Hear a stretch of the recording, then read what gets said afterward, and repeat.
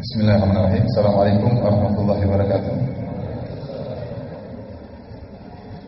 Innal hamdalillah nahmaduhu wa nasta'inuhu wa nastaghfiruhu wa natubu ilayhi wa na'udzu billahi min shururi anfusina wa min sayyiati a'malina. May yahdihillahu fala mudilla lahu wa may yudlil fala hadiya lahu.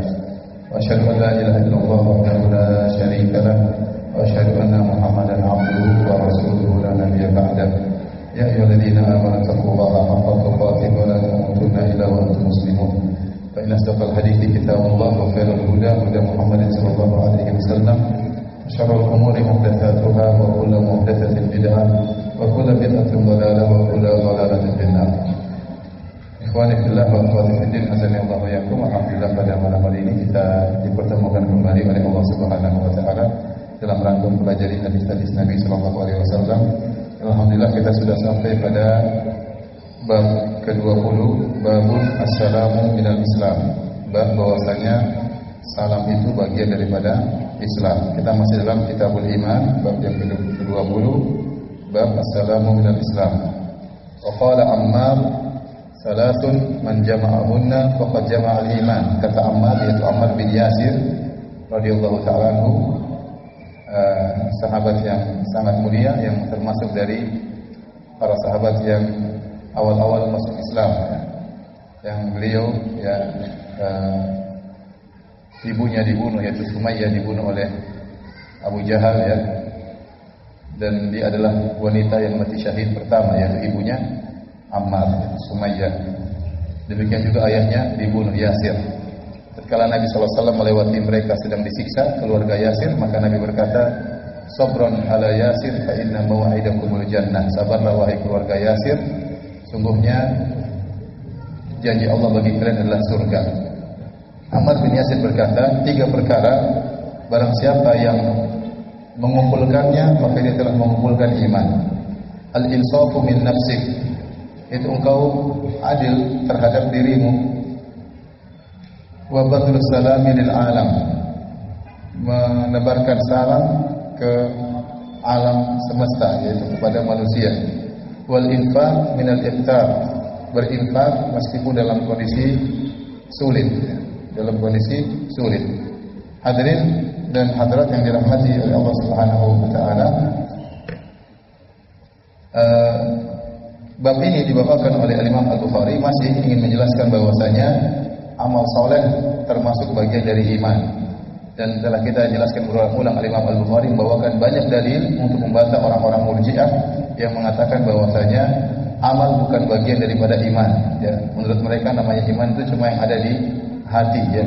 Maka dibantah oleh Imam Al-Bukhari dengan membawakan perincian bahwasanya banyak amal termasuk dari keimanan. Di antaranya adalah salam. Salam bagian daripada iman. Di sini kata Ammar bin Yasir, 3 perkara barang siapa yang mengumpulkannya maka dia telah mengumpulkan keimanan. Di antaranya al-insaf min nafsik, itu engkau adil terhadap dirimu, yaitu engkau menjalankan perintah Allah dan menjauhi larangannya, maksudnya demikian. Demikian juga kau berbuat adil kepada dirimu, artinya kau tidak melalaikan hak sesama manusia, jadi hak Allah kau jalankan dan hak manusia juga kau jalankan, kau tidak lalaikan. Dan ini termasuk dari amal. Kemudian wa badlus salam bil alam, mengucapkan salam kepada manusia. Maksudnya ini juga adalah amal. Mengucapkan salam adalah ucapan lisan.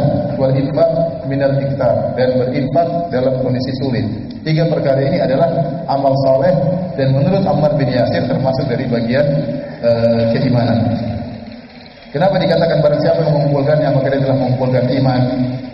Para ulama menjelaskannya, di antaranya dinukil oleh Ibnu Hajar dalam Fathul Bari, karena barang siapa yang insaf terhadap dirinya, insaf artinya adil, insaf artinya adil terhadap dirinya, maka dia tidak melalaikan hak Allah dan dia juga tidak melalaikan hak manusia.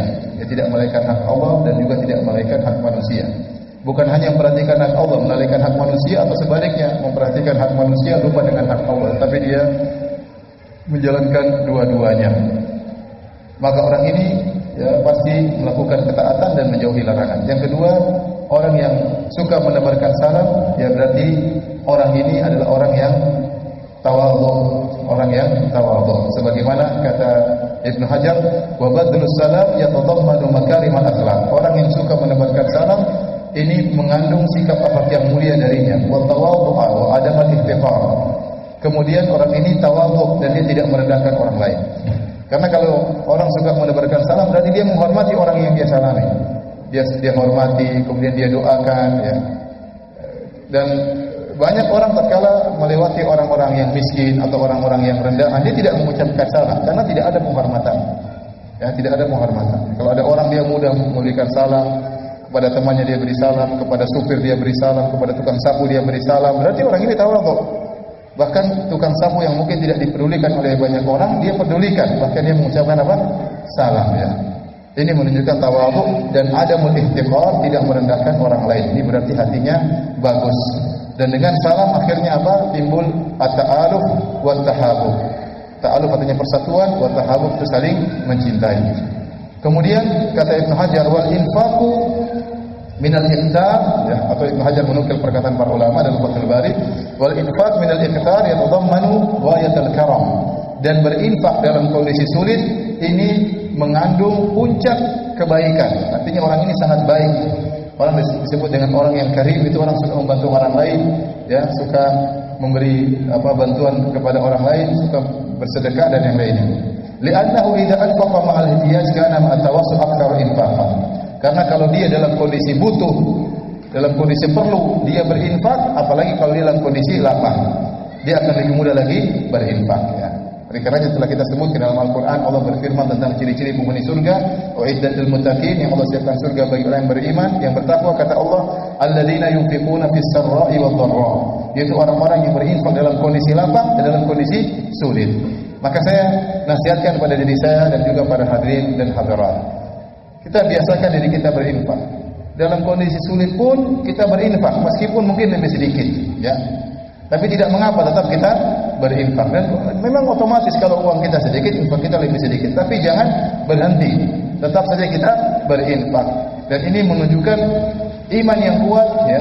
Kalau dalam kondisi sulit saja dia berinfak, apalagi dalam kondisi lapang. Dan ini menunjukkan, ya, kata Ibnu Hajar, yastalzim al-wuthuqa billah.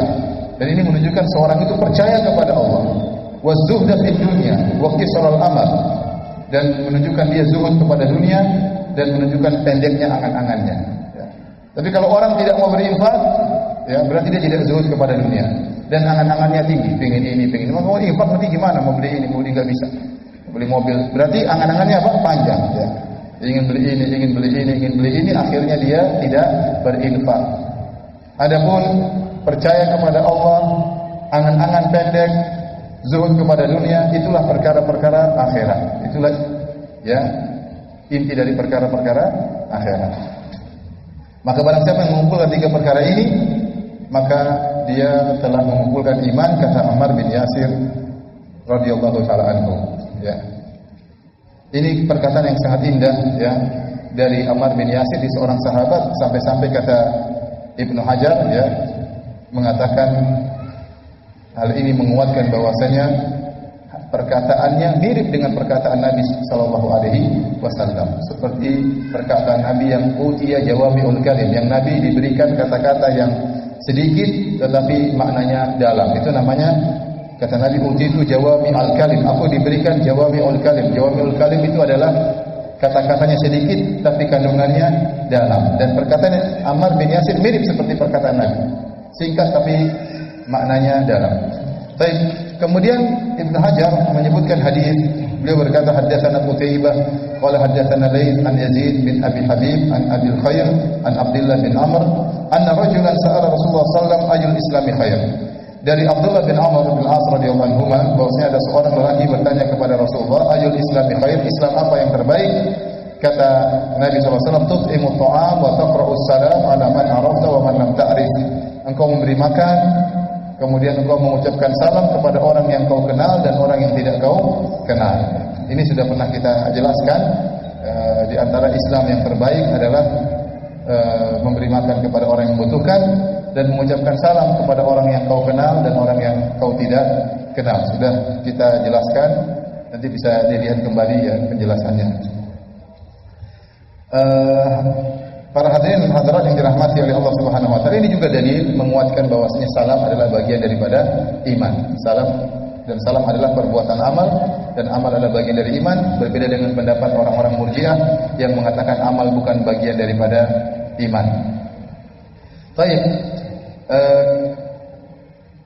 Ada faedah yang disebutkan oleh Ibnu Hajar rahimahullahu taala bahwasanya hadis ini sudah pernah disebutkan oleh Ibnu Hajar, hadis nomor 12.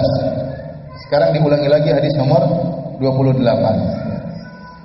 Tetapi dalam hadis nomor 28 ini Ibnu Hajar menyebutkan gurunya yang lain. Jadi dia meriwayatkan hadis dari jalur yang lain. Dari jalur Qutaibah, kemudian Lais. Ya, adapun hadis sebelumnya dari gurunya Amr bin Khalid anil Lais. Jadi Al-Bukhari terkadang mengulang-ulang hadis. Tetapi kalau dia mengulangi hadis pasti ada tambahan faedah. Terkadang tambahan faedah berkaitan dengan sanadnya, terkadang tambahan faedah berkaitan dengan matannya. Untuk hadis kali ini Al-Imam Al-Bukhari mengulangi hadis padahal sudah dia sebutkan di nomor 12, dia ulangi nomor 28. Kenapa? Karena dia meriwayatkan dari gurunya yang berbeda.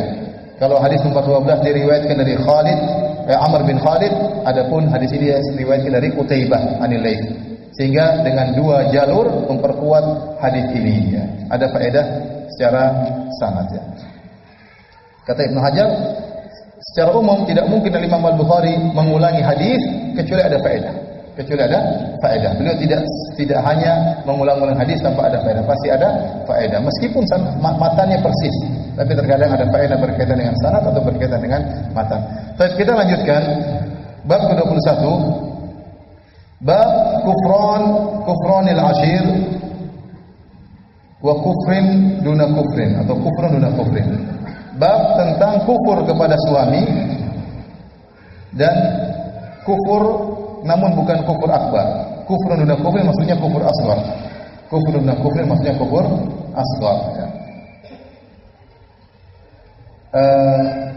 Fihi Abu Sa'id Al-Khudri an Nabi sallallahu alaihi wasallam. Ada hadis riwayat dari Abu Sa'id Al-Khudri dari Nabi sallallahu alaihi wasallam. Kemudian beliau membawakan riwayat qala haddatsana Abdullah bin Maslamah dari guru beliau Abdullah bin Maslamah an Malik dari Imam Malik radhiyallahu ta'ala anhu, an Zaid bin Aslam, an Atha bin Yasar ya, muridnya Ibnu Abbas, an Ibnu Abbas radhiyallahu ta'ala anhuma. Qala Nabi sallallahu alaihi wasallam. Malik di situ maksudnya Al-Imam Malik, imam dari hijrah ya. Kemudian kata Ibnu Abbas, qala Nabi sallallahu alaihi wasallam, Rasulullah SAW bersabda, "Uritun nara fa idza aktsaru ahliha nisa." Aku diperlihatkan neraka jahanam. Ternyata kebanyakan penghuninya adalah para wanita yang purna, mereka telah kufur. Qila ayakfurna billah, maka ada yang bertanya kepada Nabi, apa maksud Anda wahai Rasulullah? Apakah mereka kufur kepada Allah? Qala yakfurna al-ashir, mereka kufur kepada suami. Wa yakfurna al-ihsan, dan mereka kufur artinya mengingkari, dan mereka mengingkari al-ihsan, mengingkari kebaikan suami. Lau ahsanta ila ihdahunna ad-dahra thumma ra'aita minka syai'an qalat ma ra'aitu minka khairan qat. Kalau seandainya engkau berbuat baik kepada salah seorang dari mereka, yaitu para wanita, sepanjang tahun, lantas dia melihat darimu satu kesalahan, maka dia akan berkata, aku tidak pernah melihat kebaikan darimu sama sekali. Ini hadis yang sangat agung ya, yang memperingatkan keras para wanita ya, agar mereka bertakwa kepada Allah Subhanahu wa taala, jangan sampai terjerumus dalam kekufuran, maksudnya kufur kepada suami, yaitu ingkar terhadap kebaikan suami. Karena ingkar terhadap kebaikan suami merupakan dosa besar.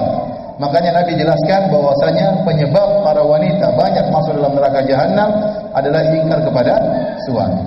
Para hadirin dan hadirat yang dirahmati oleh Allah Subhanahu wa taala, hadis ini Rasulullah SAW mengatakan uritu enam, aku diperlihatkan neraka jahanam. Oleh karenanya telah pernah kita jelaskan dalam hadis sebelumnya, Nabi mengatakan, aku yang paling tahu tentang Allah daripada kalian. Di antara sebabnya Nabi tahu persis tentang sifat-sifat Allah yang banyak yang tidak kita ketahui. Dan juga Nabi lihat langsung neraka dan juga lihat langsung apa? Surga. Maka keimanan Nabi sangat luar biasa. Ya, karena Nabi pernah lihat neraka dan juga pernah lihat surga. Maka wajar bahwasanya bagaimana ketakwaan Nabi yang luar biasa. Nabi diperlihatkan neraka, ternyata Nabi melihat kebanyakan penghuninya adalah para wanita. Ini maksudnya apa? Bukan sekarang penghuni neraka sudah ada, tidak. Tetapi ini berkaitan dengan masa depan. Nabi sering demikian, yang diperlihatkan tentang masa depan. Melihat penghuni surga, melihat penghuni neraka, jahanam. Seperti contoh Rasulullah SAW mengatakan, wahai Bilal, amalan apa yang kau lakukan? Aku mendengar suara terompahmu, suara sendalmu di hadapanku di surga. Bilalnya masih di bumi, belum di mana, di surga. Maksudnya Nabi diperlihatkan masa depan. Bahwasanya Bilal masuk surga, bahkan berjalan di hadapan Nabi Shallallahu Alaihi Wasallam. Demikian juga Nabi diperlihatkan neraka di masa depan. Bahwasanya neraka menyala-nyala, kemudian di antaranya penghuninya banyak dari para wanita. Kata Nabi, sebabnya apa? Yakfurna, karena mereka kufur.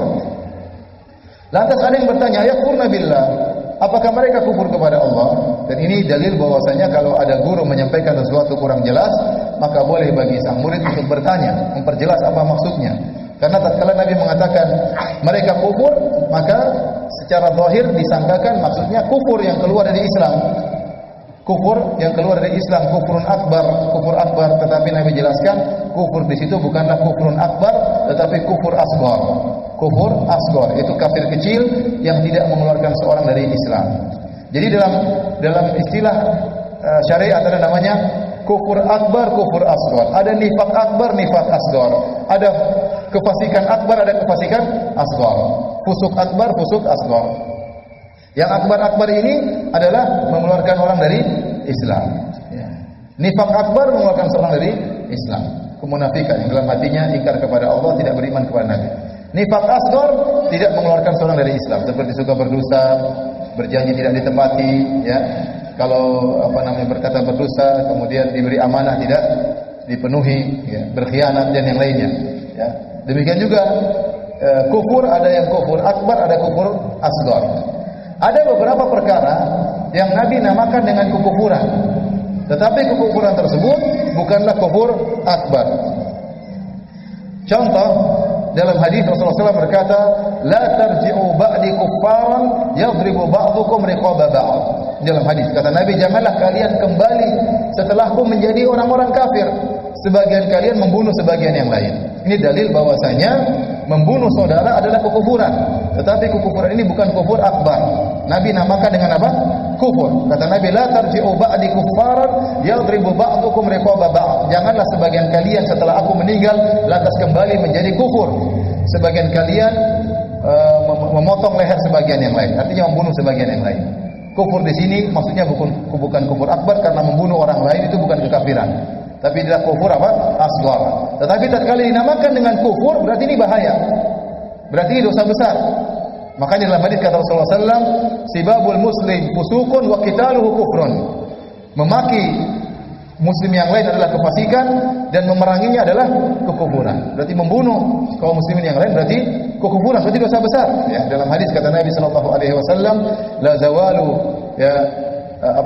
hilangnya zawalu dunia, ya, hilangnya dunia dan seisinya ahwanu indallahi min safaki damin rajulin muslim atau kama qala Nabi sallallahu alaihi wasallam. Hilangnya dunia dan seisinya lebih ringan di sisi Allah daripada terbunuhnya seorang muslim.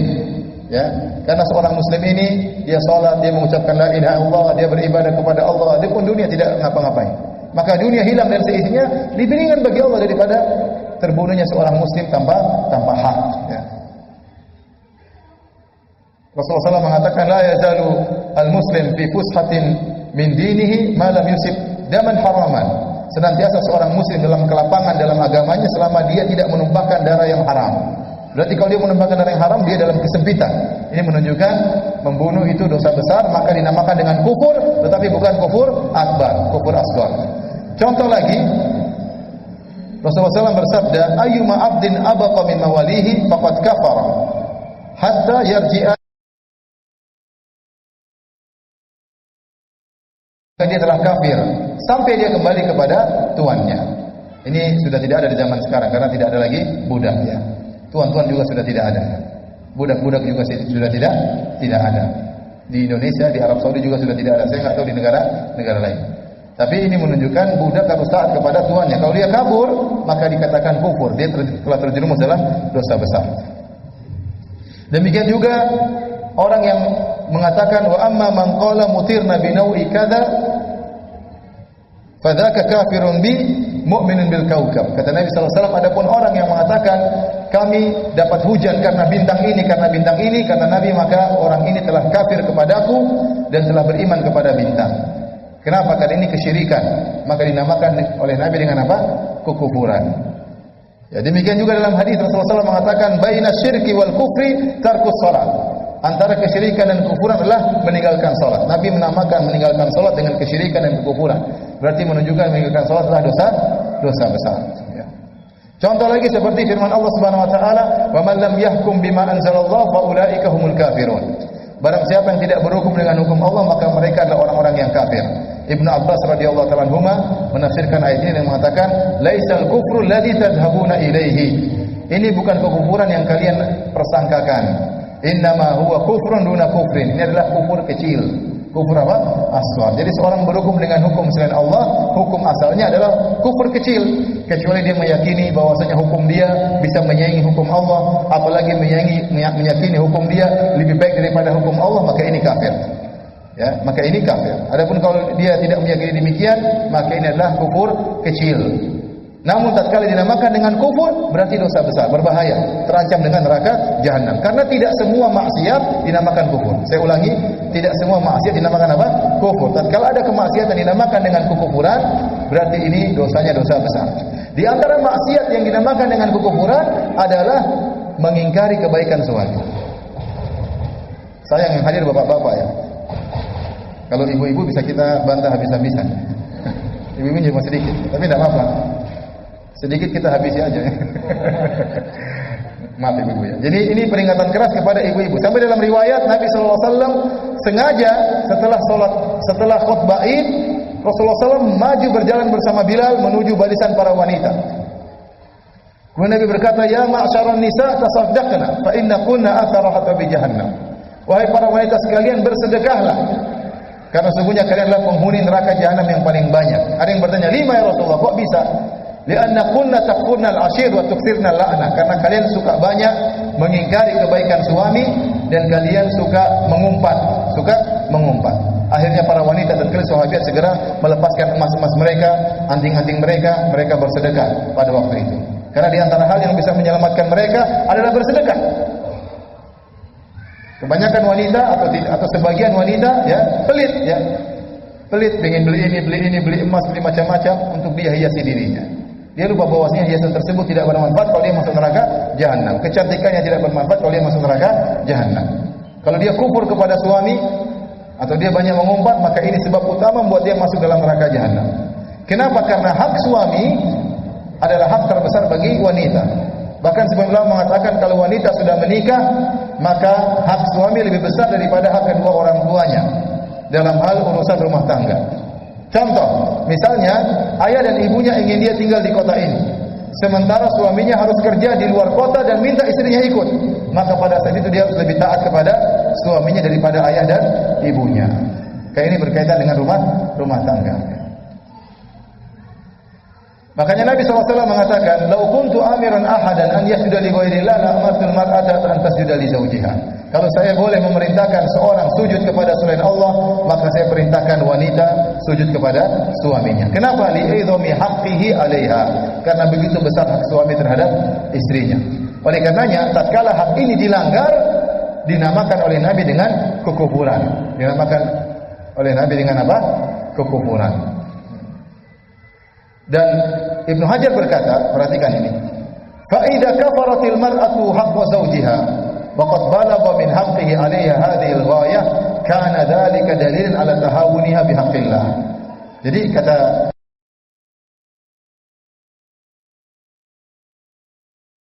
pada selain Allah, aku akan perintahkan wanita sujud kepada suaminya.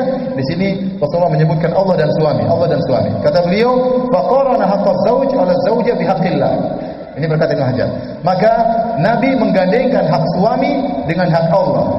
Fa idza kafaratil mar'atu haqqa zawjiha. Kalau ternyata seorang istri mengingkari atau tidak menunaikan hak suaminya, padahal kedudukan hak suaminya begitu tinggi, karena dalilan ini menunjukkan dalil bukti bahwasanya dia menggampang-gampangkan hak Allah Subhanahu wa taala.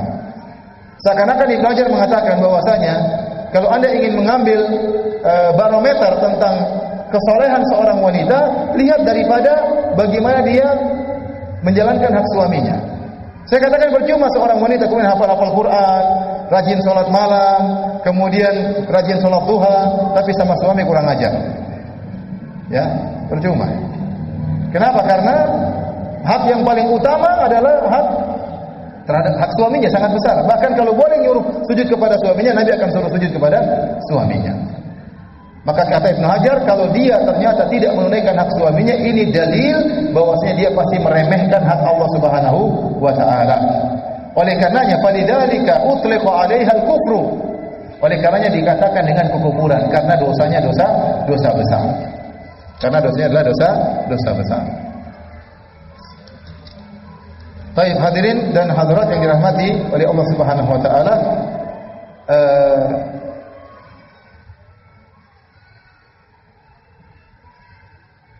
ini dalil ya bahwasanya Al-Imam Al-Bukhari tatkala membawa hadis ini maksudnya apa? Dia ingin menunjukkan bahwasanya amal termasuk dari iman. Selalu berputar sekitar ini karena dalam rangka membantah orang-orang Murji'ah. Imam Bukhari ingin mengatakan amal termasuk dari iman dan lawan daripada amal adalah lawan dari keimanan. Amal baik taat kepada suami merupakan keimanan, kufur kepada suami adalah kekufuran. Membantah suami, mengingkari kebaikan suami adalah kekufuran. Oleh karenanya ini dalil bahwasanya amal termasuk dari iman. Paham ya? Jadi saya ulangi, Imam Bukhari membawakan hadis ini untuk menunjukkan amal bagian daripada iman. Hadis ini menunjukkan mengingkari kebaikan suami adalah apa? Kekufuran. Berarti lawan dari mengingkari kebaikan suami artinya apa? Bersyukur kepada suami, taat kepada suami. Di antara bentuk syukur kepada suami, taat kepada suami. Berarti lawan dari kekufuran artinya apa? Iman. Paham? Paham sisi pendalilannya? Saya ulangi lagi. Al-Imam Al-Bukhari seluruh hadis-hadis yang dia bawakan ingin menunjukkan bahwasanya amal bagian daripada iman. Namun hadis ini dalilnya bagaimana sisi pendalilannya? Sisi pendalilannya bahwasanya mengingkari kebaikan suami merupakan apa? Kekufuran. Berarti kebalikannya, bersyukur kepada suami, taat kepada suami berarti bagian daripada keimanan. Berarti taat kepada suami bagian dari keimanan.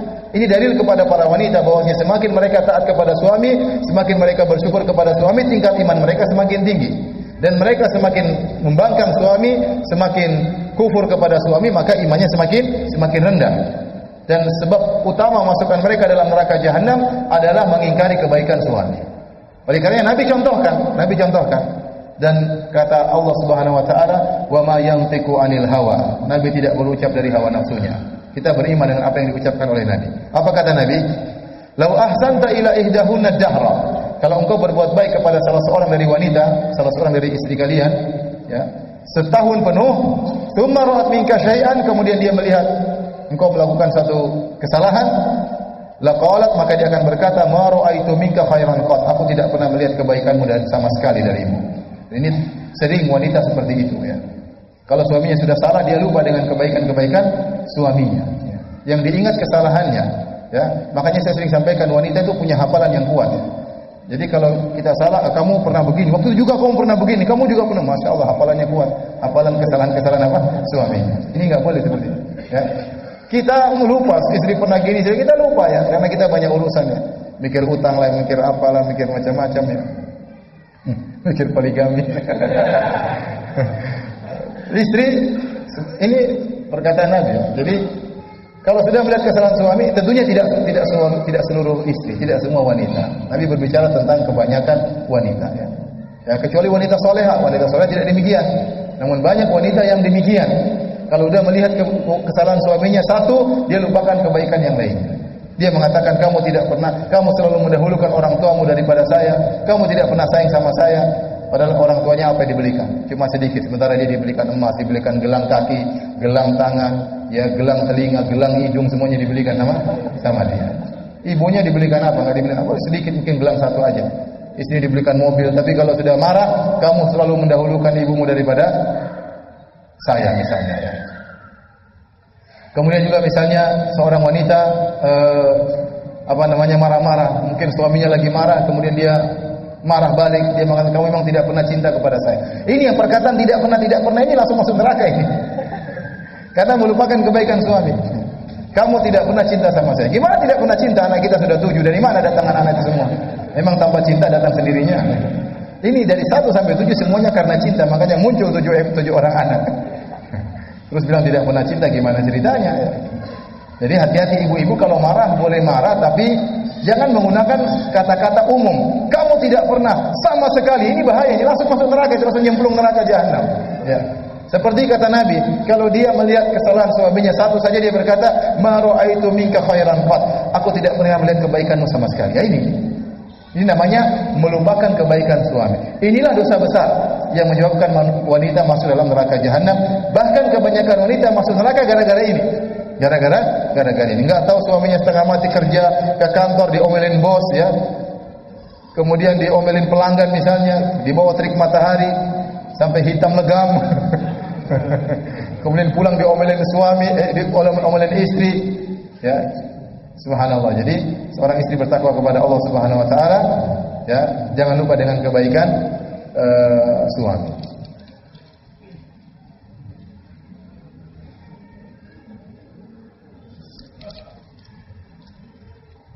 Baik.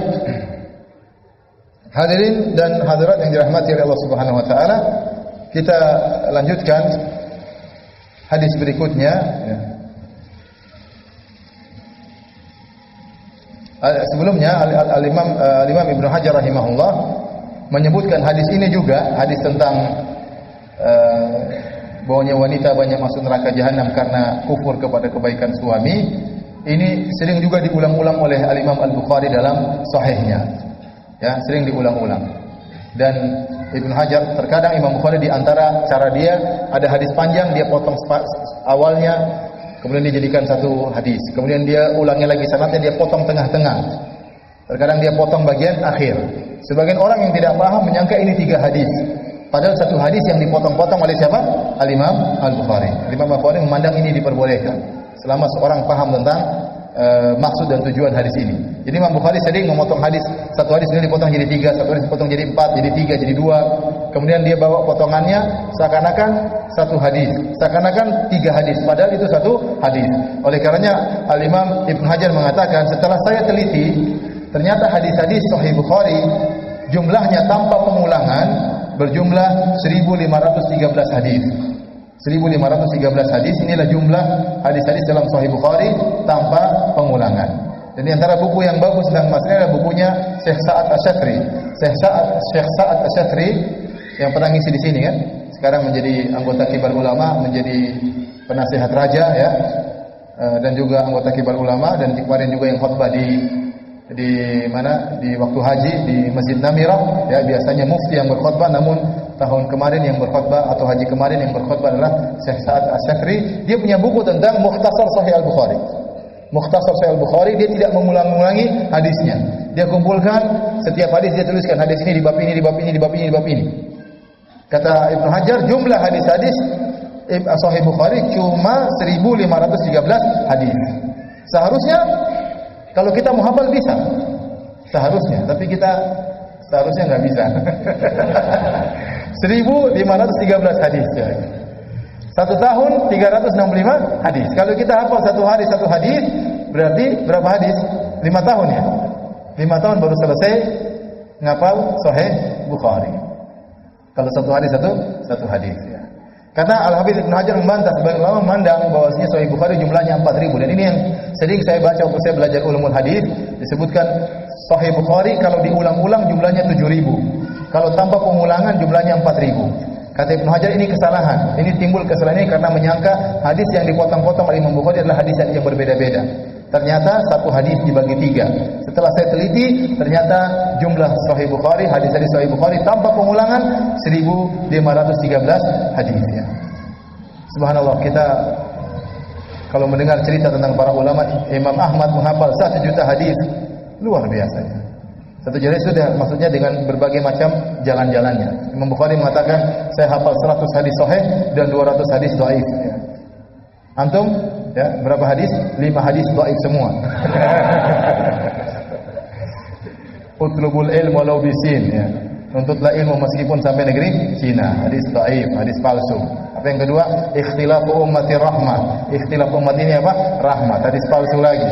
Apalagi hubul watani minal iman. Cinta negeri adalah bagian daripada iman. Hadis dhaif. Apalagi yang keempat dan kelima kurang dua. Apalagi hafalan ente? Jadi subhanallah, mereka memang dipersiapkan oleh Allah untuk membela agama ini. Kita apa yang bisa kita bela agama ini, apapun yang bisa kita lakukan, ya, jangan kita anggap remehkan.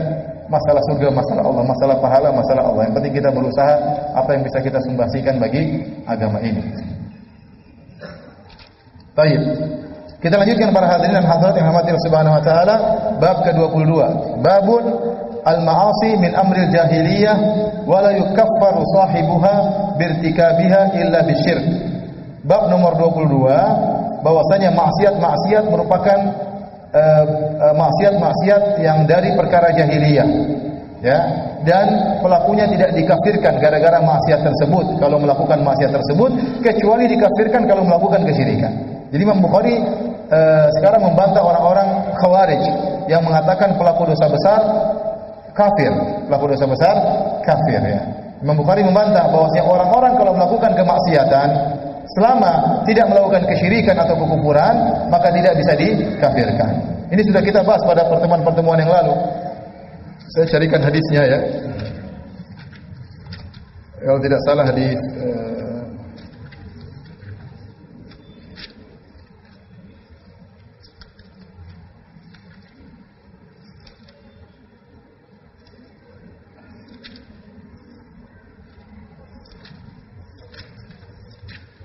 hadisnya nomornya aja enggak hafal, apalagi hadisnya.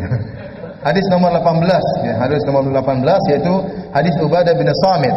Nabi di akhir hadis mengatakan, ya, "Wa man asaba min dzalika syai'an tsumma satarahu Allah." Barang siapa melakukan dosa-dosa itu, yaitu berzina, mencuri, kemudian membunuh, ya, orang lain, kemudian Allah menutupinya, tidak ketangkap oleh pemerintah, fahuwa ila Allah, maka perkaranya kepada Allah. Insya'a afa anhu wa insya'a aqabahu. Kalau Allah berkehendak Allah ampuni dia, kalau Allah berkehendak Allah akan menyiksanya, ya. Jadi kalau ada orang melakukan dosa-dosa yang seharusnya ditegakkan hukum had, hukum hudud seperti mencuri harusnya apa? Dipotong. Membunuh harusnya juga dibunuh. Berzina harusnya dirajam atau dicambuk. Jika dia melakukan dosa-dosa tersebut tidak ketahuan atau tidak ditangkap oleh pemerintah sehingga ditegakkan hukum had, maka orang ini kalau dia meninggal tidak bertobat kepada Allah Subhanahu wa taala, maka urusannya kembali kepada Allah. Kalau Allah berkehendak Allah azab, kalau Allah berkehendak Allah ampuni. Sesuai dengan firman Allah, "Innallaha la yaghfiru an yushraka bih wa yaghfiru ma duna dzalika liman yasha." Allah tidak mengampuni dosa kesyirikan dan Allah mengampuni dosa selain apa? Kesyirikan. Maka kalau ada orang yang meninggal dalam kondisi berzina, meninggal dalam kondisi merampok, lagi ngerampok dibunuhin orang, lagi ngerampok ditembak polisi, lagi berzina kemudian jantungnya kambuh akhirnya mati, ya. Ada orang lagi bentak-bentak ibunya kemudian meninggal dunia, ya. Maka orang ini su'ul khotimah, tapi tidak bisa kita vonis pasti masuk neraka, enggak. Ada orang mati bunuh diri, apakah pasti masuk neraka? Jawabannya tidak, belum tentu. Ya, karena yang dia lakukan semuanya bukan kesyirikan, bukan kekufuran. Maka perkaranya tahta masyiatillah. Wa yaghfiru ma duna dzalika liman yasha, dan Allah mengampuni selain kesyirikan bagi yang Allah kehendaki. Maka tidak boleh kita vonis dia pasti masuk neraka. Kita bilang terserah Allah. Allah mau ampuni terserah, Allah mau azab terserah Allah Subhanahu wa taala. Jadi inilah akidah Ahlussunnah wal Jamaah. Kata Imam Al-Bukhari, ya, maksiat selama bukan kesyirikan jika dilakukan tidak menjadikan pelakunya kafir meskipun dia sejahat apapun. Dia korupsi, bunuh orang, ya, berzina, merampok, menipu, ya, dan lain-lainnya. Dia tidak kafir. Dia tidak kafir, ya. Baik hadirin dan hadirat yang dirahmati Allah Subhanahu wa taala. Nabi berkata, dalilnya Nabi berkata, "Innaka mru'un fika jahiliyah." Ini Nabi ucapkan kepada Abu Dzar. Jadi Abu Dzar pernah mencaci seorang sahabat yang lain, dia akan kita sebutkan. Maka Nabi berkata, "Innaka mru'un fika jahiliyah." Kau adalah seseorang dalam dirimu masih ada perkara jahiliyah. Perkara jahiliyah, namun dia tidak kafir, dia seorang muslim, dia sahabat. Tetapi dalam dirinya ada perkara jahiliyah. Namun perkara jahiliyah ini tidak sampai pada kekufuran. Apa perkara jahiliyahnya? Dia mengumpat, mencaci dengan mencela ibu orang tersebut. Nanti akan kita sebutkan hadisnya. Paham maksudnya pendalilannya di sini? Nabi ingin menyebutkan Imam Bukhari ingin berdalil dengan hadis ini. Nabi berkata kepada Abu Dzar, sungguhnya pada dirimu ada perkara jahiliyah. Namun Abu Dzar kafir atau tidak? Tidak, dia sahabat mulia. Meskipun ada perkara jahiliyah, dia tidak kafir.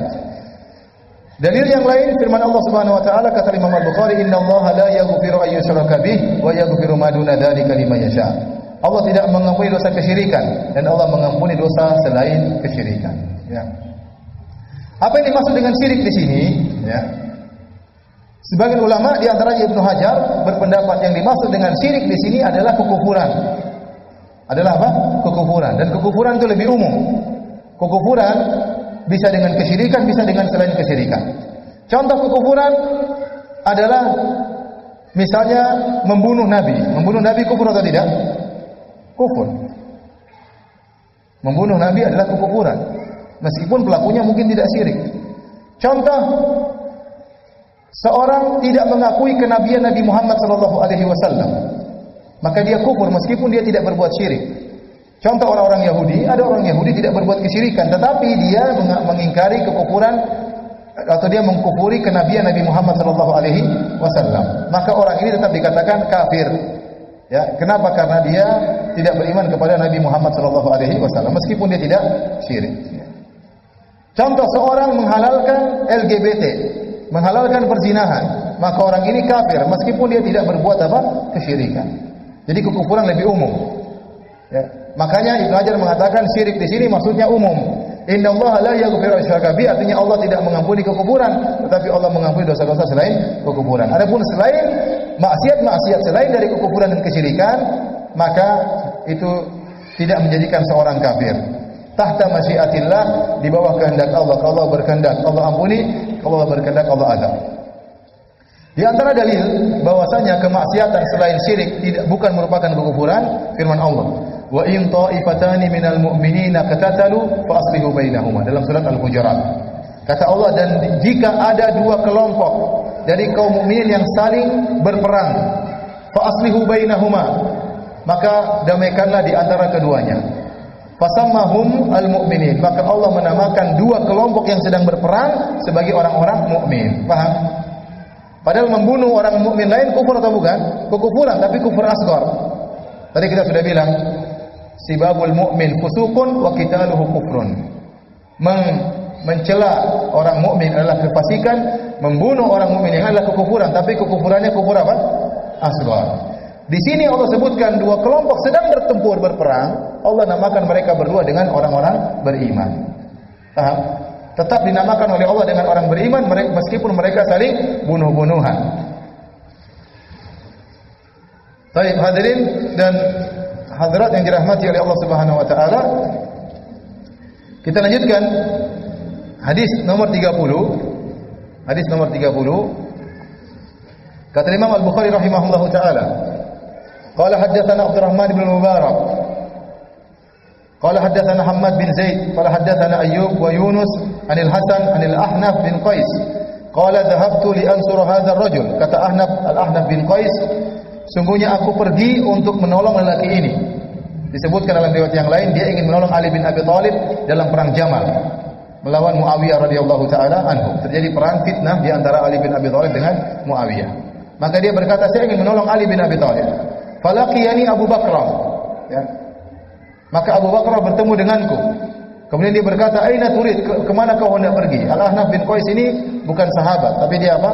Tabi'in. Dia tabi'in. Ya, saya ingin menyampaikan kepada antum, memang terjadi beberapa fitnah, ya, di kalangan para sahabat, terjadi peperang di antara mereka. Contohnya perang Siffin, perang Jamal, ya, antara perang Siffin antara Ali dengan Muawiyah, ya, terjadi peperangan, ya.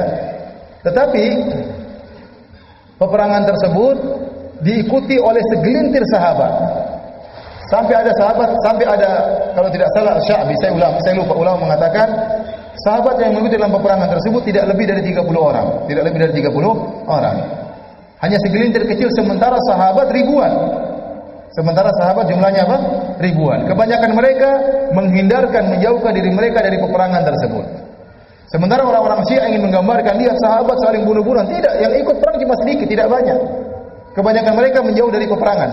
Di antara dalilnya ini, waktu Al-Ahnaf bin Qais seorang tabi'in ikut serta dalam peperangan tersebut, ya, antara Ali dengan Muawiyah, maka Abu Bakar sahabat Nabi bertemu dengan dia dan dia berkata, "Aina turid? Kemana kau hendak pergi?"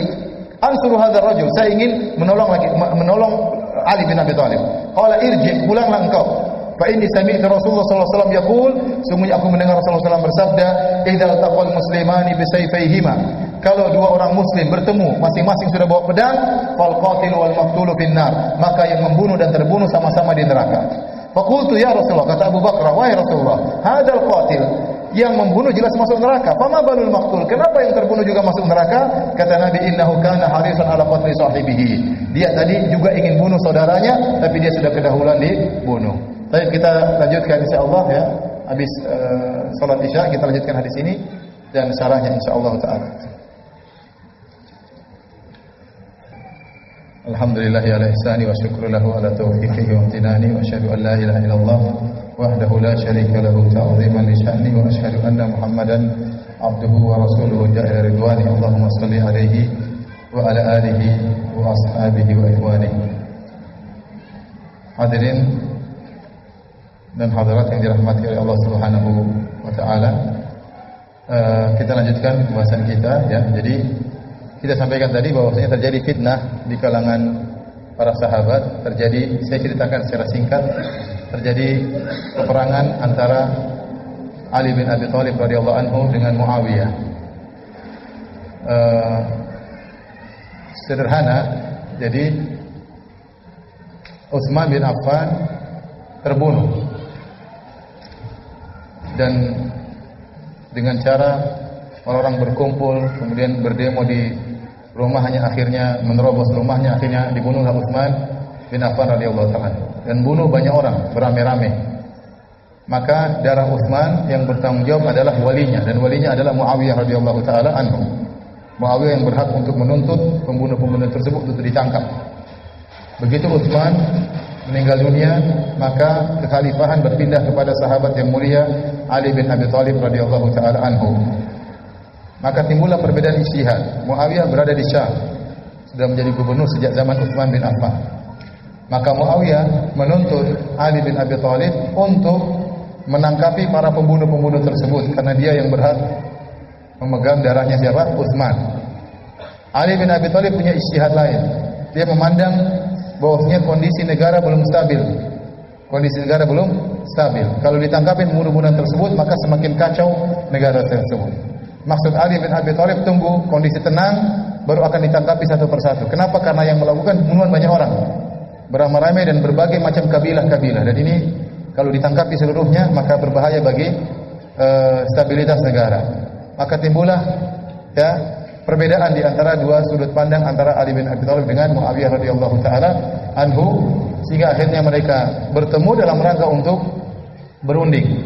Maka Ali bin Abi Thalib mengirim utusannya yang bernama Abu Musa al-Asy'ari radhiyallahu taala anhu, dan Muawiyah mengirim Amr bin As radhiyallahu taala anhu ya. Intinya setelah mereka setuju dengan suatu keputusan, ternyata ada orang-orang Khawarij yang masuk di tengah saf mereka sehingga seakan-akan terjadi pengkhianatan, akhirnya terjadi peperangan. Oleh karenanya para ulama mengatakan kedua-duanya berijtihad. Meskipun para ulama mengatakan ijtihad Ali lebih benar daripada ijtihad siapa? Muawiyah. Tetapi dua-duanya telah apa? Berijtihad. Dan kita tidak perlu ikut campur dengan urusan mereka ya. Karena Nabi SAW melarang kita untuk mencela para sahabat Nabi SAW ya. Tilka ummatun qad khalat laha ma kasabat wa 'alaiha ma iktasabat. Itu adalah umat yang telah berlalu, bagi mereka apa yang mereka lakukan dan keburukan apa yang mereka lakukan. Serahkan mereka kepada Allah Subhanahu wa taala. Namun yang ingin saya sampaikan ya, bahwasanya banyak riwayat-riwayat yang menceritakan tentang kisah ini dengan riwayat-riwayat yang palsu, terutama yang diriwayatkan oleh orang-orang Syiah dengan sanad-sanad yang tidak jelas. Tidak usah jauh-jauh. Kalau ada kejadian misalnya ada perkelahian di depan kita, di depan Masjid Asrah, dua orang berkelahi. Kita dalam masjid, langsung kita keluar, kita melihat perkelahian tersebut. Coba berapa versi yang akan keluar? Berapa versi yang akan keluar? Padahal kita menyaksikan langsung. Belum kalau sampai ke Jakarta Selatan. Baru di Jakarta Utara saja bisa berbagai macam versi Masing-masing menukil dengan pemahaman dia. Ya. Apalagi cerita-cerita tentang perselisihan para sahabat. Maka tidak boleh kita menyampaikan kecuali dengan sanad yang sahih. Kalau tidak maka tidak boleh kita terima karena banyak orang yang hasud, banyak orang yang hasad yang juga meriwayatkan cerita tersebut sesuai dengan versi mereka, terutama yang benci para sahabat radhiyallahu taala anhum. Kemudian jadi perhatian kita bahwasanya dalam kejadian peperangan tersebut yang ikut serta dari kalangan para sahabat cuma sedikit. Puluhan saja, sementara para sahabat ribuan. Kebanyakan para sahabat bahkan lebih dari 10.000 mereka waktu itu ada jumlah mereka. Kebanyakan mereka menjauh dari perseteruan tersebut, ya, jauh dari fitnah, hanya segelintir kecil yang ikut dalam fitnah tersebut dan mereka berijtihad melakukan yang menurut mereka yang terbaik, ya. Oleh karenanya adapun pernyataan orang Syiah bahwasanya para sahabat setelah itu saling bunuh-bunuhan, seakan-akan semuanya ikut fitnah, itu tidak benar, itu tidak benar. Maka tatkala Al-Ahnaf bin Qais ingin masuk dalam kubunya Ali bin Abi Thalib, maka ditegur oleh Abu Bakrah. Ya, maka Abu Bakrah mengatakan, aku mendengar Rasulullah SAW bersabda, jika bertemu dua orang Muslim, maka yang membunuh dan terbunuh di neraka. Aku bertanya, kalau yang membunuh jelas masuk neraka ya Rasulullah, bagaimana yang terbunuh? Innahu kana harisan ala qatli sahibihi. Yang terbunuh juga tadi membunuh saudaranya, tapi dia kedahuluan. Baik, hadis ini dijadikan dalil oleh Imam Al-Bukhari bahwasanya ini dua orang yang saling membunuh, dua-duanya dinamakan oleh Nabi dengan Muslim. Berarti kita tahu membunuh dosa besar, tetapi tidak mengeluarkan seorang dari Islam. Benar dia terancam neraka jahanam, dosanya besar, hukumannya berat, ya. Wa may yaqtul mu'minan muta'ammidan fajazaohu jahannam. Kata Allah, barang siapa yang bunuh seorang mukmin, maka balasnya adalah neraka jahanam. Tetapi Allah tetap menamakan mereka berdua dengan apa? Muslim. Nabi menamakan dua orang tersebut dengan Muslim. Padahal Nabi memvonis dua-duanya masuk neraka. Nabi memvonis dua-duanya masuk neraka, namun tetap dinamakan apa? Muslim. Ini bantah tegas orang-orang Khawarij. Orang Khawarij mengatakan orang melakukan dosa besar, kafir dan pasti masuk neraka, kekal selamanya di dalam neraka jahanam. Adapun hadis ini mengatakan orang Muslim bisa jadi melakukan dosa besar dan terancam dengan neraka jahanam. Ya. Jadi tetapi jangan dipahami hadis ini berarti kalau membunuh pasti masuk neraka. Jawabannya tidak. Ini hadis ancaman. Kita sudah bawakan kepada hadis Ubadah bin Samit tadi, barang siapa yang melakukan perbuatan yang ada hukum hadnya seperti mencuri, merampok, membunuh, berzina, maka kalau ditutup oleh Allah, dia tidak bertobat, maka urusannya kembali kepada Allah. Kalau Allah berkehendak, Allah adab. Kalau Allah berkehendak, Allah ampuni, ya. Baik. Ada beberapa faedah yang bisa kita ambil dari hadis ini. Ya, yang pertama tadi sudah kita sampaikan bahwasanya membunuh dosa besar, terancam dengan neraka jahanam, tetapi pelakunya masih dinamakan sebagai seorang apa? Muslim. Pelakunya tetap dinamakan seorang Muslim, berarti dia belum kafir. Ya. Kemudian yang kedua, bahwasanya yang terbunuh juga masuk neraka jahanam. Kenapa? Karena ditinjau dari niatnya dia sudah berusaha. Oleh karena para ulama membedakan antara niat, antara azam dan antara usaha. Kalau niat terlintas ingin melakukan kemaksiatan, tiba-tiba terlintas ingin mencuri, ingin merampok, ingin membunuh, ingin berzina, kemudian dia tepis, dia tidak berdosa sama sekali. Kalau dia sudah bertekad, tekad tersebut tidak sampai, sudah azamnya kuat tetapi tidak sampai ada usaha, maka sebagian ulama mengatakan dia berdosa karena azamnya tersebut, dan sebagian ulama mengatakan tidak berdosa selama dia belum berusaha. Tapi kalau tekadnya sampai menimbulkan usaha, maka berhasil atau tidak berhasil tetap dapat dosa. Tetap dapat dosa. Dalilnya ini, dia sudah bertekad dan sudah berusaha, makanya dia bawa pedang, itu sudah bentuk usaha. Dia ingin bunuh saudaranya, tapi dia kedahuluan apa? Terbunuh. Tetap dia juga masuk neraka. Karena niat dia sudah ingin membunuh saudaranya dan dia sudah berusaha. Namun usahanya tidak berhasil, tetap saja dianggap telah melakukan. Paham? Contoh seorang ingin mencuri, maka dia ambil tangga, dia taruh di rumah orang, kemudian dia manjat, tahu-tahu tangganya patah, dia jatuh. Sudah kena dosa mencuri, meskipun tidak berhasil apa? Mencuri. Ya. Contoh seorang sudah ingin melihat ya gambar porno di internet dan dia buka-buka ternyata di blog-blog ya. Sama, meskipun tidak terbuka tetap dianggap telah melihat apa gambar porno karena dia sudah berusaha. Buktinya dia sudah berusaha untuk membuka gambar-gambar tersebut. Ini sama saja dosanya karena dia sudah berusaha. Ada orang ingin mencuri ada orang ingin mencuri kedondong ya. Tahu-tahu ketahuan sama pemiliknya. Ngapain kamu cari layangan? Buat apa? Buat rujak. Ya, ketahuan. Jadi layangan buat apa? Buat rojak ya. Buat rojak pakai layangan. Cari kedondong berarti ya. Jadi ini juga ketahuan ya. Saya masih ingat ada dulu teman-teman masih zaman-zaman dahulu kala ya. Ada sebagian orang ingin mencuri di Irian sana di Sorong. Mencuri, ditangkap sama teman-teman. Jam 3 malam ditahadang. Mau kemana kamu? Lari pagi. Oh dihajar sama teman-teman. Lari pagi jam 3 malam ngapain? Jadi para hadirin dan hadirat yang dirahmati Allah Subhanahu wa taala, kalau orang sudah berusaha, meskipun tidak berhasil insyaallah dapat dosa. Sebaliknya juga kalau dia sudah berusaha untuk kebaikan, tidak berhasil, tetap sudah dapat pahala. Contoh seorang sudah daftar haji, sudah berusaha, kemudian sudah nyisikan uang, tahu-tahu dia meninggal dunia. Dia sudah berusaha. Ya, dia sudah berusaha. Mudah-mudahan dia dapat pahala haji. Apalagi usaha tersebut merupakan kebiasaan dia. Ya, makanya dalam hadis kata Rasulullah SAW, Inna bil Madinah rijalan masirtum tariqan wala qata'tum wadiyan illa kanu ma'akum habasahumul udhur. Kata Nabi SAW, sungguhnya di Madinah ya ada sekelompok lelaki yang tidaklah masirtum masiran, tidaklah kalian melewati satu jalan, tidak kalian melewati lembah kecuali mereka bersama kalian. Mereka terhalangi karena ada udzur, ya. Karena kebiasaan mereka adalah ikut berjihad, namun kali ini mereka berudzur. Itu juga dianggap oleh Allah telah melakukan, namun mereka terhalangi dengan udzur. Jadi para hadirin dan hadirat yang dirahmati Allah Subhanahu wa taala, dalam melakukan amal saleh kita berusaha. Hasil kita serahkan kepada Allah Subhanahu wa taala. Kalau kita sudah berusaha maka dinilai telah beramal saleh oleh Allah Subhanahu wa taala. Baik. Nanti kita nggak habis-habis. Kita lanjut yang hadis terakhir ya. Saya nggak tahu jilid 1 habis berapa tahun ya. Padahal ada 26 jilid. Sampai mati mungkin nggak selesai Sahih Bukhari ya. Makanya kita agak cepat-cepat sedikit. Hadis ke-31.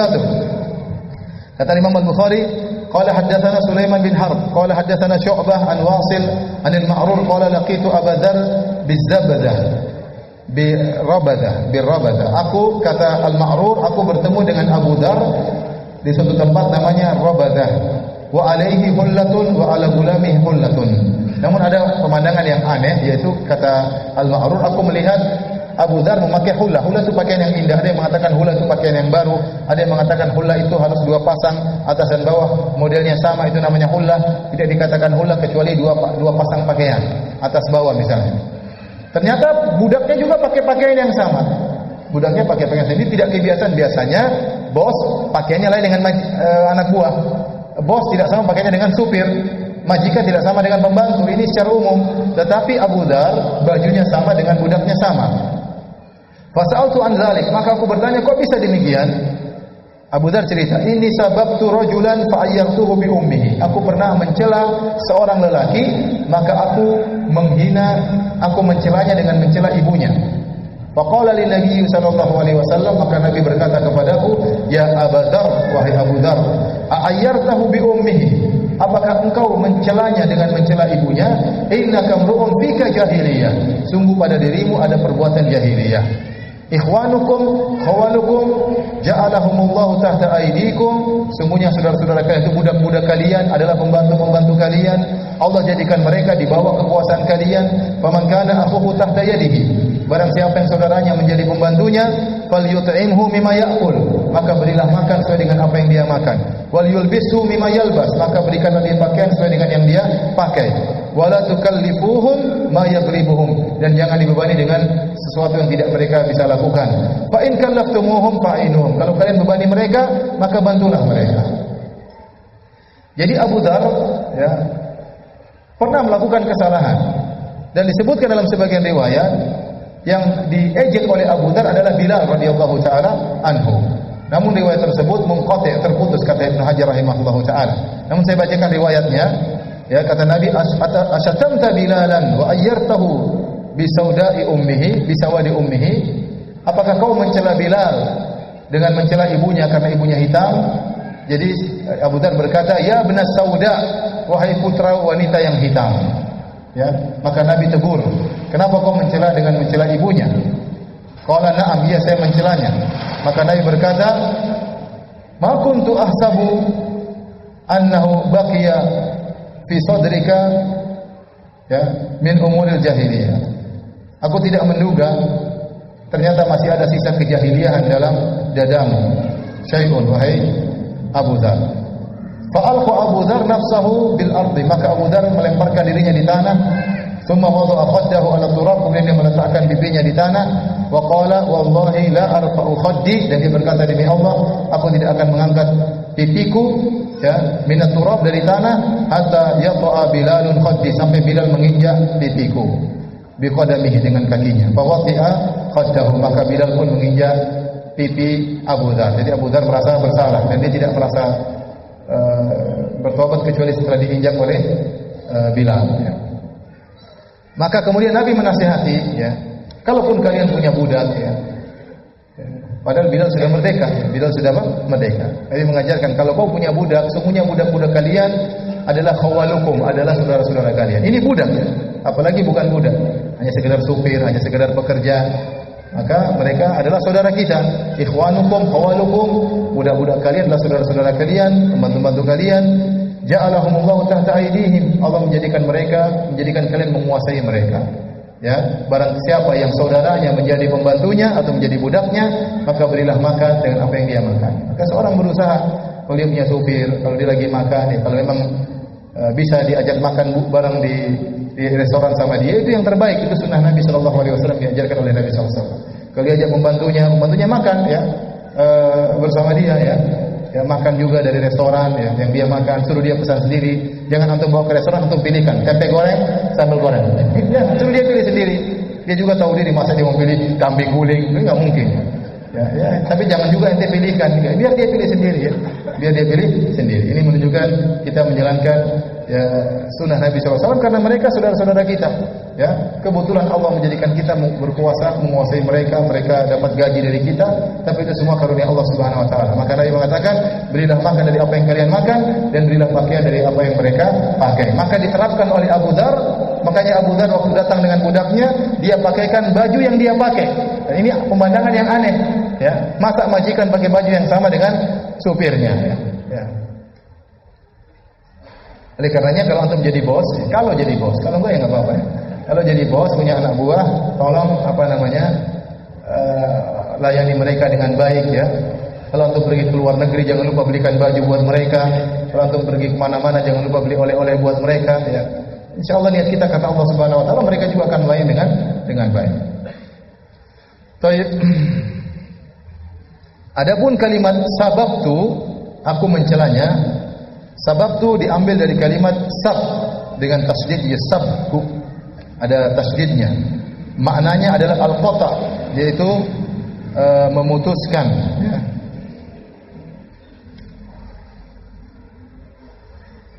Ada yang mengatakan ma'khudun minas sabah. Sab diambil dari sabah. Sabah itu artinya halaqatud dubur, yaitu lingkaran dubur.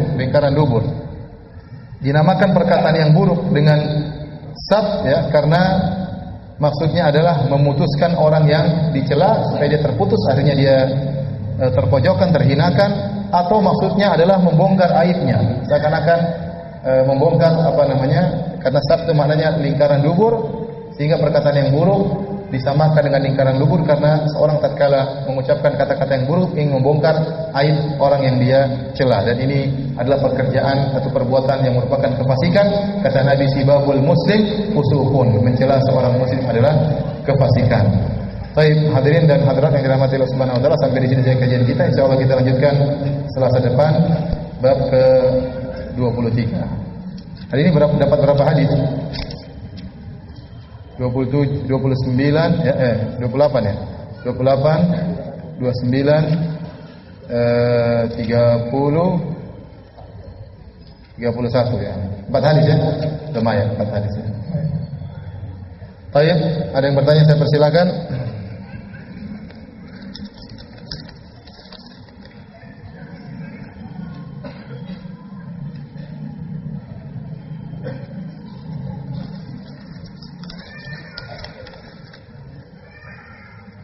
Bagaimana cara mengetahui ciri-ciri wanita tersebut akan patuh terhadap suami?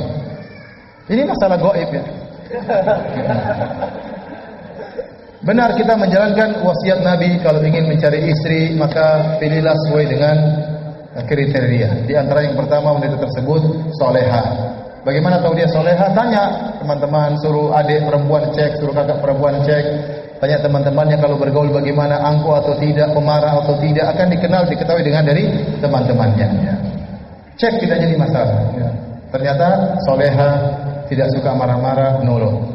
Kemudian cek juga kecantikannya. Kalau cantik maju, kalau nggak cantik mundur.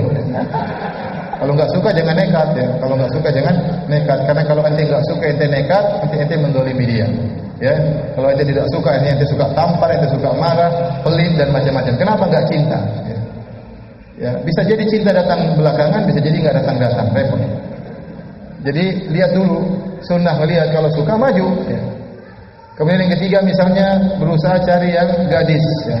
Karena gadis belum punya banyak pengalaman. Ya. Jadi anda akan menjadi cinta pertamanya.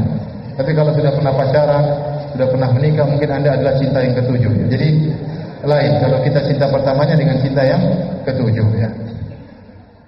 Tapi kalau janda juga tidak mengapa. Sebagaimana Nabi SAW, istri-istrinya semuanya janda kecuali siapa? Aisyah radhiyallahu taala anha. Apalagi kalau banyak kemaslahatan. Ada janda yang agresif, ada janda yang tidak agresif. Ya, justru dia malah karena mungkin mengalami kehidupan yang susah, maka dia berharap punya suami apapun modelnya, tidak jadi masalah. Yang penting suami itu bisa mengayominya. Ya. Jadi lihat-lihat juga, ada janda yang agresif ya, ada yang tidak. Ya. Tergantung antum senang yang mana, yang agresif atau yang tidak ya. Kemudian apalagi yang lain? Yang lainnya lihat keluarganya. Kalau ternyata orang tuanya baik-baik, ipar baik-baik, sudah pada ngaji misalnya, maka ini lebih utama. Ya, karena mereka lebih ngerti tentang agama. Ya. Kalau keluarganya tidak ngaji, biasanya anaknya orientasinya dunia, repot. Ya. Makanya kalau nikah dengan adik teman atau kakaknya teman, ya, atau ibunya teman, ya, atau anaknya teman, ya bagus karena teman kita sudah ngaji, kita kenal sama dia. Ada apa-apa kita bisa curhat sama dia, bisa saling membantu. Ya. Itu di antaranya. Kemudian juga lihat kesuburannya, lihat dari kakak adiknya subur enggak, anak-anaknya. Kalau anaknya banyak berarti ini. Ini semua ciri-ciri yang dianjurkan dalam apa? Syariat. Ya. Tapi ini semua kan hanya usaha. Ya. Antum sudah kemudian oke, semuanya nilai 9. Begitu nikah ternyata malam kedua dilempar sama istri. Wah, repot. Ya. Repot. Ya, itu di luar dugaan. Yang penting antum sudah berusaha, antum sudah istikharah. Kata para ulama, la nadama ma'al istikharah. Kalau sudah istikharah tidak ada penyesalan. Antum sudah istikharah, sudah berusaha, ternyata dapat istri modelnya begini, anggaplah itu ujian hidup. Jalani. Kalau tidak mampu, cerai. Kalau mampu diperbaiki, meskipun bertahun-tahun, bisa. Ada sebagian istri yang awalnya suka marah-marah, suka ngamuk-ngamuk, tapi suaminya bertahan, akhirnya jadi istri yang sangat soleha. Ada seperti itu. Ini bukan cerita omong kosong, ini beneran. Ya. Oleh karenanya, yang penting antum ikut prosedur. Adapun mengatakan bagaimana cara mengetahui wanita tersebut akan patuh, ya itu saya juga nggak tahu. Ya. Itu urusan yang gaib, dan kebanyakan ciri-ciri wanita yang sesungguhnya baru nampak setelah menikah. Bisa jadi juga kalau kita menikah dengan istri yang soleha, kalau kita tidak jaga baik-baik, dia bergaul, salah nonton, salah ini, salah teman Facebook, rusak juga. Bisa jadi. Ya, bisa jadi. Ada saya punya teman menikah dengan istrinya sudah puluhan tahun, sudah punya anak, sudah besar-besar daripada nikah. Istrinya sudah 40 lebih, bercadar, tahu-tahu main Facebookan, kemudian bergaul sama orang siapa, rusak akhirnya. Akhirnya rusak, tidak cinta lagi pada suaminya, akhirnya minta cerai. Dahulunya solehah, hidup susah, mau, sekarang tahu-tahu berubah gara-gara salah pergaulan.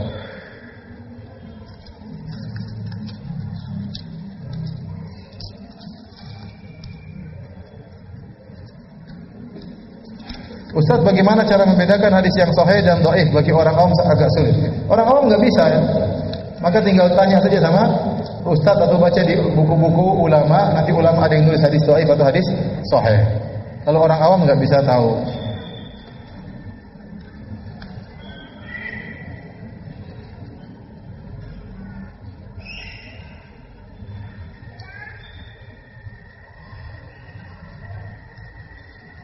Apabila ada seorang muslim yang sedang kesulitan keuangan, namun ia tetap memaksakan dirinya untuk berinfak walaupun hatinya berat dalam berinfak.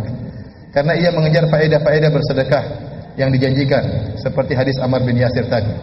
Apakah hal tersebut dibolehkan? Bersedekah harus 100% keikhlasan? Ya kalau memang kondisinya darurat, ya, dia sudah sama sekali tidak punya apa-apa, hanya buat makan, ya sudah, jangan berinfak ya. Tapi kalau menurut saya bukan, dia masih bisa menyisihkan sedikit meskipun dalam kondisi sulit, tapi masih bisa bersedekah, maka sedekah.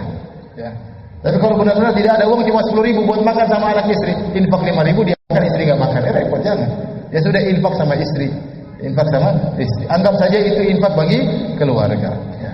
Kalau memang kondisinya sudah darurat. Tapi kalau kita kasih makan anak istri masih ada tersisa meskipun sedikit, infakkanlah.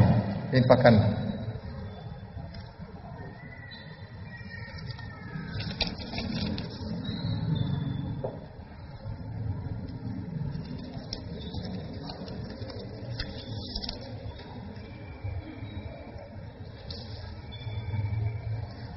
Bagaimana membuang daging yang tumbuh dari makanan yang haram? Bertobat kepada Allah Subhanahu wa taala.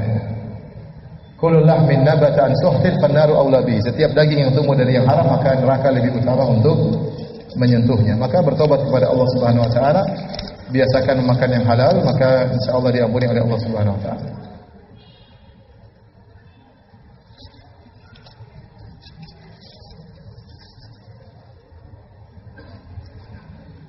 Bagaimana jika kita ingin membela diri dari penyerangan, namun kita membunuh penyerang tersebut? Tidak apa-apa, ya. Ini berarti kita menyerang dengan kebenaran. Ada perampok ingin mencuri harta kita, kita lawan. Kalau kita mati masuk surga, kalau dia mati dia masuk neraka. Kata Nabi SAW, "Man qutila duna malihi fa huwa syahid." Barang siapa yang terbunuh karena membela hartanya, ada orang yang mengambil hartanya dia bela, maka dia mati syahid. Man qutila duna ahlihi, ada orang yang perkosa istrinya ingin membunuh anaknya, dia lawan, dia mati, maka dia mati syahid. Kalau dia mati masuk neraka, kita enggak apa-apa karena dia iktada alaina, karena dia melakukan pelanggaran terhadap kita.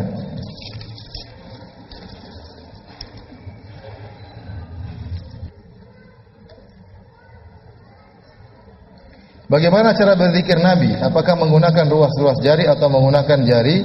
Wallahu a'lam bishawab, ya, tetapi Rasulullah SAW mengatakan suruh berzikir dengan menggunakan jari-jari. Fa innahunna mustantaqatun yaumal qiyamah. Kata Nabi, karena jari-jari tersebut ya akan dibuat berbicara pada hari kiamat, menjadi saksi bahwasanya kita berzikir dengan jari-jari tersebut. Ya.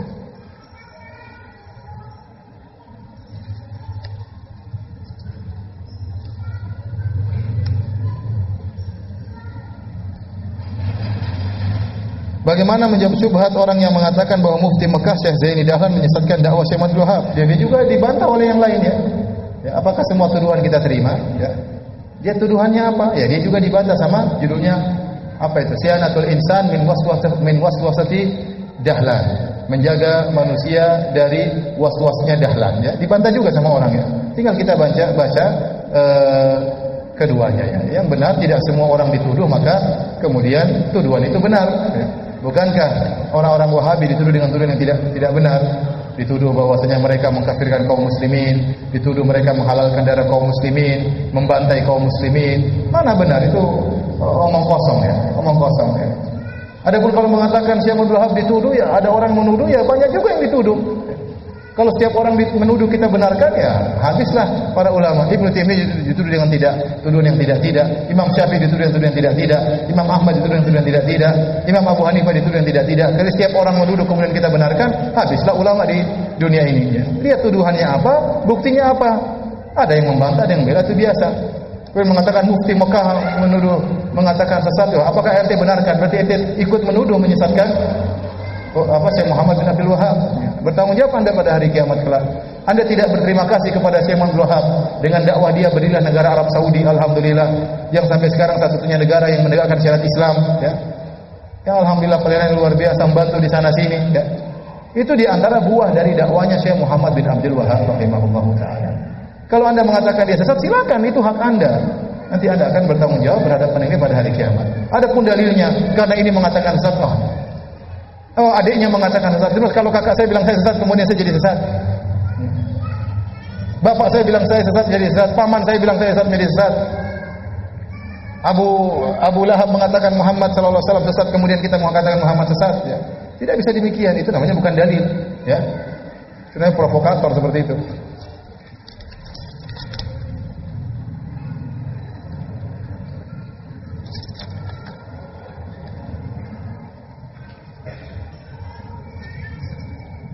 Baik, demikian saja kajian kita. Insyaallah kita lanjutkan pekan depan. Subhanallahi wa bihamdihi asyhadu an la ilaha illa anta astaghfiruka wa atubu ilaik. Assalamualaikum warahmatullahi wabarakatuh.